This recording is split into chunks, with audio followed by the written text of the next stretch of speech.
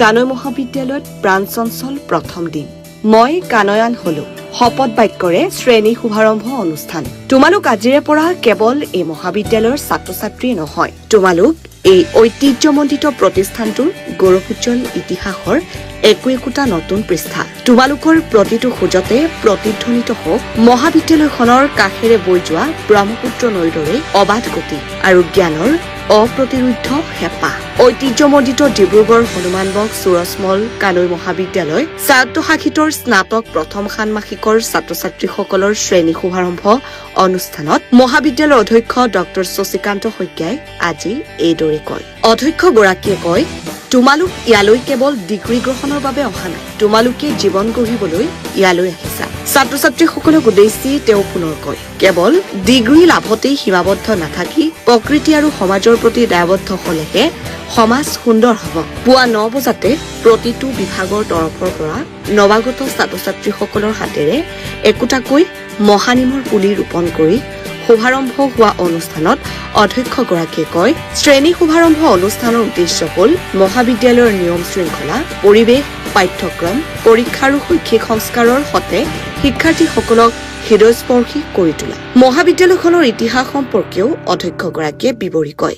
উল্লেখ্য যে অতি ব্যতিক্ৰমী উদ্ভাৱনীমূলকভাৱে আজি এই শ্ৰেণী শুভাৰম্ভ কৰা অনুষ্ঠানত নতুন শিক্ষাৰ্থীসকলক মই আজিৰ পৰা কানয়ান হলো, কানয়ান হিচাপে গৌৰৱবোধ কৰিছো শীৰ্ষক এক চেলফি পইণ্ট তৈয়াৰ কৰি সকলোকে ফটোগ্ৰহণ কৰাৰ লগতে শপত বাক্য পাঠ কৰোৱা হয়। ইয়াৰ পিছতে QR কোডৰ জৰিয়তে প্ৰপত্ৰ পূৰণ কৰিবলৈ দি আজিৰ পৰা 4 বছৰৰ পিছত তেওঁলোকে নিজকে কেনে স্থানত বা ক'ত থকাটো বিচাৰে সেই সম্পৰ্কে প্ৰতিজন শিক্ষাৰ্থীৰ পৰা তথ্য সংগ্ৰহ কৰা হয়।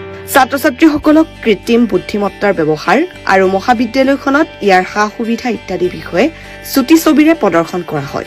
মহাবিদ্যালয়খনৰ জ্যেষ্ঠ অধ্যাপক ডক্টৰ মৃদুল শৰ্মাই নতুন শিক্ষানীতি 2020ৰ আধাৰত উচ্চ শিক্ষাৰ গুৰুত্ব, ভূমিকা, পাঠ্যক্ৰম, দক্ষতা বিকাশ আদি বিভিন্ন বিষয়ৰ লগতে অন্যান্য বিদ্যাতনিক দিশত সলসলীয়াকৈ অতি সহজভাৱে নৱাগত ছাত্ৰ ছাত্ৰীসকলক অৱগত কৰে। শৈক্ষিক পৰিষদৰ সদস্য সচিব ডক্টৰ জ্যোতিপ্ৰসাদ ফুকনে কানৈ মহাবিদ্যালয়ে অনলাইন ছাত্ৰ একতা সভাৰ নিৰ্বাচন, অনলাইন শ্ৰেণীত উপস্থিতি, কাগজবিহীন প্ৰশাসনিক ব্যৱস্থা, চতুৰ্থ বৰ্গৰ কৰ্মচাৰীৰ বাবে কৰ্মবন্ধু এপ, শ্ৰেণীকোঠাত কৃত্ৰিম বুদ্ধিমত্তা সংযোজিত শেহতীয়া উদ্ভাৱনৰ স্মাৰ্ট বোৰ্ড, শ্ৰেণীকোঠাত বৈদ্যুতিক চেন্সৰকে ধৰি বিভিন্ন দিশত পৃথিৱীৰ ভিতৰতে প্ৰযুক্তিৰ দিশত কেনেকৈ উত্তৰণ ঘটাই আগুৱাই গৈছে সেই বিষয়ে নৱাগত ছাত্ৰ ছাত্ৰীসকলক অৱগত কৰে।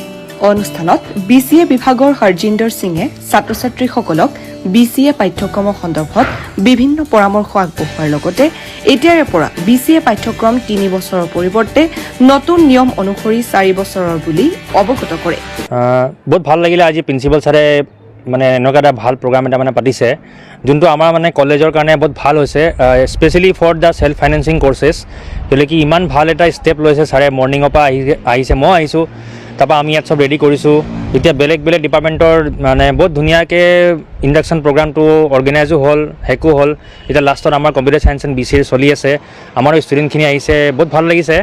আৰু মই হোপ কৰিছোঁ যে এনেকুৱা যদি ইণ্ডাকশ্যন প্ৰগ্ৰাম আমি আৰু পাতিব পাৰোঁ ষ্টুডেণ্টৰ কাৰণে, তেতিয়া ষ্টুডেণ্টবিলাকে বহুত লাভ কৰিব পাৰিব আৰু they will be very beneficial from that.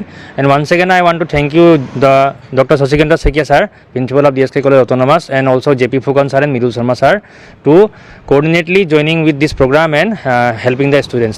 গাম্ভীৰ্যপূৰ্ণ অনুষ্ঠানটিত সমাজতত্ত্ব বিভাগৰ মুৰব্বী অধ্যাপিকা কৰিশ্মা JK বৈষ্ণৱীয়ে স্বচ্ছতাৰ দিশত দেশৰ ভিতৰতে মহাবিদ্যালয়খনে কেনেকৈ সন্মান বঁটাৰে সন্মানিত হৈছে সেই বিষয়ে আলোকপাত কৰে।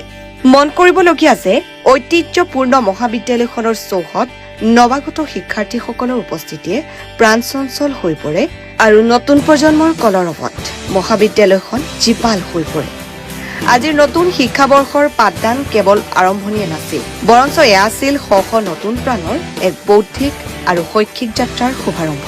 জ্ঞানী শক্তি, জ্ঞানী পোহৰ, এই মহৎ উক্তি সৰুগত কৰি কানৈ মহাবিদ্যালয়ৰ প্ৰতিজন শিক্ষাৰ্থীক একোজন দায়বদ্ধ নাগৰিক হ'বলৈ সংকল্প লৈ আহিছে। আজিৰ এই শুভাৰম্ভণিও তাৰে এক অনন্য প্ৰতিফলন বুলিব পাৰি। মন কৰিবলগীয়া যে আজি নৱাগত শিক্ষাৰ্থীসকলৰ চকুত আছিল অলেখ সপোন আৰু মনত দেখা গৈছিল অপূৰ্ব শিহৰণ। আজিৰ এই কাৰ্যসূচীত বিভিন্ন বিভাগৰ অধ্যাপক অধ্যাপিকাসকলক চিনাকি কৰাই দিয়া হয়। কানৈ মহাবিদ্যালয়ৰ এই নতুন তথ্য ব্যতিক্ৰমী কাৰ্যসূচীয়ে মহাবিদ্যালয়খনৰ ইতিহাসত এক সোণালী অধ্যায় হিচাপে লিপিবদ্ধ হৈ থাকিব বুলি আভ্যন্তৰীণ মান নিৰ্ণয় কোষৰ সমন্বয়ক ডক্টৰ দীপংকজ গগৈয়ে অৱগত কৰে। উল্লেখ্য যে কাইলৈ দ্বিতীয় দিনৰ বাবে পুনৰ ছাত্ৰ ছাত্ৰীসকলৰ মত বিনিময়েৰে এই কাৰ্যসূচী অনুষ্ঠিত হ'ব। উল্লেখযোগ্য যে অনুষ্ঠানত ষ্টে ফিট যোগ কেন্দ্ৰৰ পৰিচালন সঞ্চালক জগদীশ ভৰালীও উপস্থিত থাকে। কানৈ মহাবিদ্যালয়ে এটা ব্যতিক্ৰমী চিন্তাচৰ্চাৰে পাঠদানসমূহ কৰাৰ কাৰণে পৰিকল্পনা কৰি আহিছোঁ আৰু এইবাৰো আমি ইন'ভেটিভ আৰু উদ্ভাৱনীমূলক ব্যতিক্ৰমী কাৰ্যসূচীৰে আমাৰ নতুন পাঠ্যক্ৰম আমি আৰম্ভ কৰিবৰ কাৰণে চেষ্টা কৰিছোঁ আৰু আজি প্ৰায় 6টা বিভাগৰ আজি পাঠদান শুভাৰম্ভ কৰোঁ। ছাত্ৰ ছাত্ৰীসকলক আজি ইণ্ডাকশ্যন প্ৰগ্ৰামটো আমি দিছোঁ। আমি মহাবিদ্যালয়খনৰ বিষয়ে জানিবলৈ সুযোগ দিছোঁ, সমাজখনৰ বিষয়ে তেওঁলোকৰ দায়িত্ব কৰ্তব্য, ডিগ্ৰী কিয় লোৱা প্ৰয়োজন বা ডিগ্ৰী ল'বলৈ আহিছেনে আচলতে মানুহ হ'বলৈ ইয়ালৈ আহিছে, এনেকুৱা ধৰণৰ আমি পৰিকল্পনা কৰা হৈছে আৰু ৰাতিপুৱা আমি বৃক্ষৰোপণেৰে এই কামখিনি আৰম্ভ কৰোঁ। ইয়াৰ পিছতে আমাৰ এটা প্ৰত্যেক ডিপাৰ্টমেণ্টৰ লগত আমি চেলফি কৰাৰ এটা কাৰ্যসূচী ৰাখিছিলোঁ আৰু সেই চেলফি পইণ্টটোত আমি লিখি দিছিলোঁ যে আজিৰ পৰা মই কানৈয়ান হ'লোঁ আৰু মই কানৈ মহাবিদ্যালয়ক লৈ গৌৰৱান্বিত, এনেকুৱা ধৰণৰ লিখি চেলফি পইণ্টৰ যোগেদি তেওঁলোকক ফটো উঠালোঁ। ইয়াৰ পিছতে আমি আজি যিহেতু প্ৰথম তেওঁলোকৰ পাঠদান, গতিকে প্ৰথম দিনাখন তেওঁলোকে কি চিন্তা কৰি আহিছে আৰু 3 বছৰ পিছত বা 4 বছৰ পিছত তেওঁলোকে কি হ'ব, সেই কথাটো আজি আমি QR কোডৰ যোগেদি তেওঁলোকৰ পৰা আমি গোটেই তথ্যখিনি লৈ লৈছোঁ। তেওঁলোকে ছাত্ৰ হিচাপে আহিছে, তেওঁলোকৰ সপোন কি আছিলে আৰু 3-4 বছৰ পিছত তেওঁলোকে কোনটো পজিশ্যনত তেওঁলোকে থাকিব, তেওঁলোকৰ সপোনটো কি, তেওঁলোকৰ চিন্তা কি, দৰ্শন কি, ভাৱনা কি, এই কথাখিনি আমি আজিয়েই তথ্য সংগ্ৰহ কৰি লৈছোঁ। ইয়াৰ পিছতে আমি আমাৰ মহাবিদ্যালয়খনৰ প্ৰত্যেকটো বিভাগ, আমাৰ পুথিভঁৰালকে ধৰি কেণ্টিন ইত্যাদি যিমানবিলাক আমাৰ সা সুবিধা আছে সকলোবিলাক আমি অৱগত কৰিছোঁ, তেওঁলোকক দেখুওৱাৰ ব্যৱস্থা কৰিছোঁ। আমাৰ প্ৰত্যেকটো শ্ৰেণীকোঠাত আমাৰ ইলেক্ট্ৰিচিটি সংৰক্ষণৰ কাৰণে আমাৰ চেঞ্চৰ লগোৱা হৈছে, আমাৰ মটৰবিলাকত চেঞ্চৰ লগোৱা হৈছে। এই কথাবিলাক আমি অৱগত কৰিছোঁ যে কাৰণ আমাৰ নতুনকৈ অহা ছাত্ৰ ছাত্ৰীসকলে শ্ৰেণীকোঠাটো সোমোৱাৰ লগে লগে যিহেতু লাইট জ্বলি যাব, ফেন চলিব, তেওঁলোকে দৌৰা-দৌৰি যাতে নহয় ভয়ত, গতিকে আমি আগতীয়াকৈ অৱগত কৰি দিছোঁ যে আমাৰ গোটেই চেঞ্চৰিং ছিষ্টেমত চলি আছে, গতিকে তেওঁলোকে ভয় খাব নালাগে, এনেকুৱা ধৰণৰ কথাবিলাকো আমাৰ অৱগত কৰিছোঁ। গতিকে ব্যতিক্ৰমী কাৰ্যসূচীৰে আমি আজি প্ৰথম দিনটো খুব সুন্দৰভাৱে আমাৰ ছাত্ৰ ছাত্ৰীসকলৰ মাজত পাৰ কৰোঁ আৰু কাইলৈ আমাৰ ছেকেণ্ড ইণ্ডাকশ্যন প্ৰগ্ৰামটো হ'ব। ইয়াৰ পিছতে আমি নিয়মীয়াকৈ পাঠদানটো আমি কৰিবৰ কাৰণে ব্যৱস্থা কৰিছোঁ। মই যিসকল অধ্যাপক অধ্যাপিকা আজি খুব সুন্দৰভাৱে তেওঁলোকে সহযোগিতা আগবঢ়ালে, মই তেওঁলোকক ধন্যবাদ জ্ঞাপন কৰিছোঁ, কৃতজ্ঞতা জ্ঞাপন কৰিছোঁ। ডিব্ৰুগড়ৰ পৰা ইমৰান আলী, ৰিপৰ্ট UATV।